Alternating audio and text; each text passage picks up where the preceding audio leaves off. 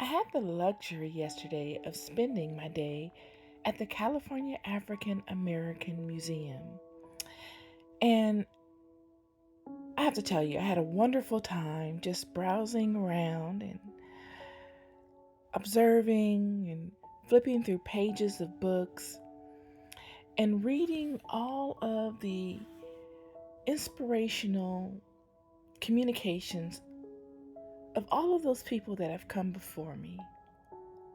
What a beautiful exhibit displaying cultural artifacts from the past, from the not so distant past, but from our communities, our local communities, and inspirational mementos and communications reminding us of all of those people of whose shoulders we stand today and the environments in which they thrived in, the happenings within the communities in which they lived, and all of their inspirations that they wrote down and their deepest thoughts being conveyed in an organized pattern for the world to see.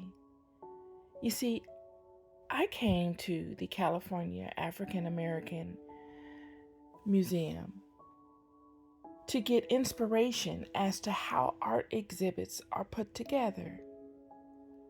But I surely left being reminded of the deep tapestry of history that we have within our local communities and all across the world. Many of the books and the book writers that we gained so much inspiration from were detailed within the confines of this building. And how wonderful it was to see their legacy, to see what imprint they had in the world by way of the way that they were received and acknowledged. Such a beautiful day was had yesterday. And it reminded me of our lives today, our ability in whatever capacity we have to leave our own distinct mark. That these people that are on the walls of this museum were no different than you and I. Surely many of them had relationships that were key factors in them being able to be pulled to the forefront. But their gifts, their ability to convey what they felt and what was needed in their local communities, to be a voice of the voiceless,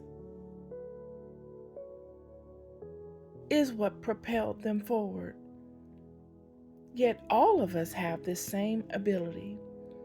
All of us have the ability to tap into our own innate gifts in whatever capacity and to offer them up to one another in the form of being useful to one another, not hoarding them to ourselves, but offering them in fullness. After leaving this exposition, I noticed they had a Mummies of the World exposition. And I said, let's go check this out. And I'm so glad I did. I got to see mummies from all over the world, most notably Egyptian mummies. Yeah, y'all know I was happy about that. This is a real life mummy, a real life anciently decorated mummy. Look at the artwork. Look at the color. How rich in history is this? I was actually standing in front of something that was created thousands of years ago by master artisans. The detail, the ability for something so creative, hand drawn by natural inks, plant dyes, to withstand the test of time, for us to be able to view a thing in 2026 that was birthed thousands upon thousands upon thousands of decades ago. Brilliant. The color, the conveyance, the timeless conveyance of the message, drawn out in universal symbols of people and animals and insects,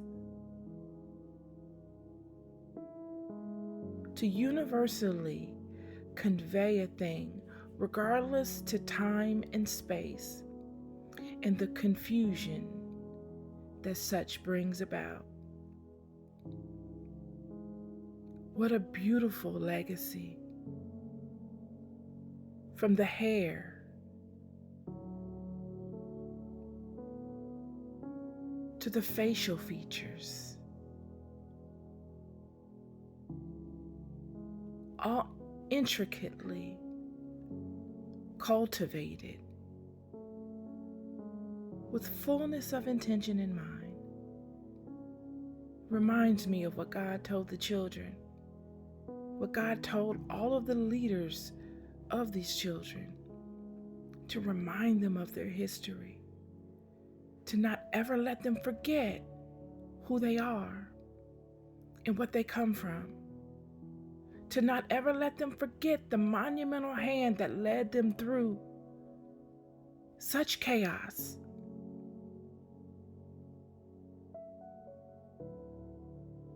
And for those people to be able, and people like them, to be able to keep such a legacy intact in the form of symbolism,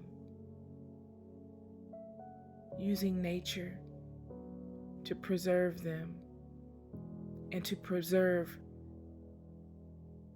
their ideas. Such a monumental and majestic thing.